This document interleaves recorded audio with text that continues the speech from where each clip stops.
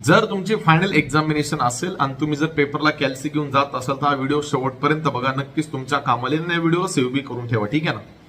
Most of the time काय होतो की आपला कॅल्सीचा मोड आपण चेक करत नाही. एक्झामला बसल्यानंतर आपण नंबर ऑफ कॅल्क्युलेशन परफॉर्म करता, बाहेर यायलाच कळतं की कॅल्क्युलेशन मध्ये काही गडबड झालेलं आणि फायनल आन्सर चुकलेले. जेव्हा आपण आपल्या मित्रांसोबत डिस्कस करता, कसं आहे आपण आपल्या कॅल्सीला काही जास्त कव्हर लावत नाही, असंच ठेवलेला असतो, बटन वगैरे दबता कॅल्सीचा मोड चेंज होतो. सो एक्झामला बसल्यानंतर सगळ्यात पहिलं कॅल्सीचा मोड क्लिअर करत चला.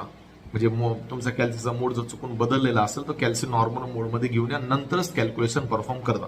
मॅक्झिमम मुले करत नाहीत, बाहेरच पुन्हा बोंबलत बसतात, म्हणून मी सांगत आहे. तर पूर्ण मोडला क्लिअर करण्यासाठी काय करायचं तुम्हाला साध्या भाषेत सांगतो. समजा आपला कॅल्सीचा कुठल्या मोडमध्ये मला घेणं देणं नाहीये, वेदर इट इज नॉर्मल मोड की मॅग्निट्यूड मोड.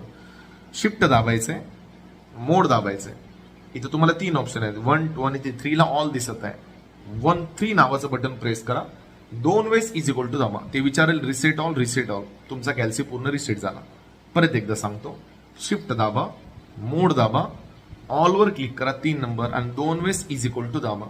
कॅल्सी जेव्हा तुमचा पूर्णपणे नॉर्मल मोडमध्ये येतो ना, वर तुम्हाला एक डी दिसतो, म्हणजे तुमचा जो कॅल्सी आहे तो मॅग्निट्यूड मोडमध्ये आहे. तर चुकून जर तो कॉम्प्लेक्स मोडमध्ये राहिला, व्हेरी CMPLX येतं आणि तुम्ही जर त्याच्यात कॅल्क्युलेशन परफॉर्म केले ना, तर पूर्ण अँसर तुमची वेगळी होऊन जातील.